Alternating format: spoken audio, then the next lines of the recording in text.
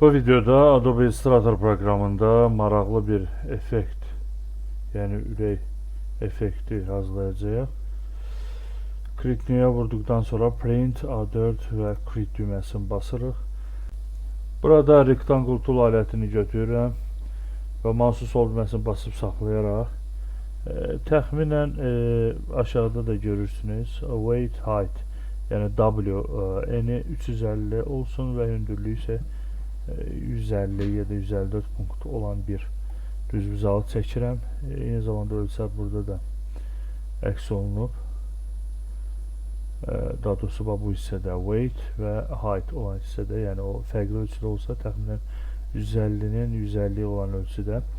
Daha sonra bunun iç rəngini söndürürük. Kontur rəngini isə buradan bunun üzərində mouse sol düyməsini 2 dəfə vuraraq Color Space və Smooth Red rəngini seçirəm.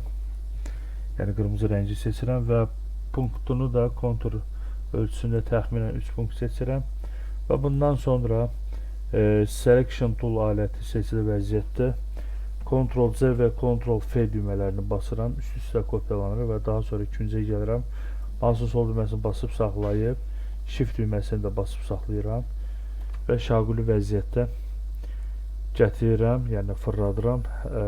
Bir daha qeyd edim, Ctrl-C və Ctrl-F və bundan sonra segmentlərə düzəliş eləmək üçün Direct Selection Tool alətini seçirəm və mouse sol düyməsini basıb saxlayıb hər iki düz buzağını seçirəm və daha sonra burada mouse sol düyməsini basıb saxlayaraq çəkirəm və bu formanı alıram və daha sonra Selection Tool aləti seçili vəziyyətdə hamısını seçib Shape Builder aləti vasitəsilə lazımi hissələri silib, bunun üçün alt düyməsi və mouse sol düyməsi basıb saxlayıb silib və burada da alt düyməsi və mouse sol düyməsini də vururam, burada da alt düyməsi və mouse sol düyməsini və ürək fiqurunu əldə edirəm və daha sonra bunu seçib buradan qrup edirəm, qruplaşdırıram və ikinciyə gəlib mouse sol düyməsi və shift düyməsi ilə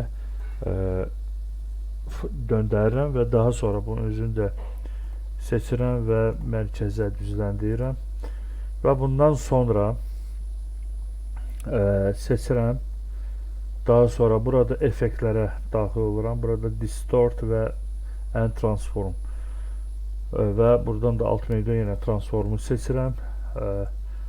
Deməli, horizontal təxminən 90%, vertikal da 90%, bucaq 6 dərəcə, kopya da 16 kopya qeyd edirəm və OK düyməsini vuranda gördüyünüz kimi maraqlı bir ürək effekti alındı və seçirəm.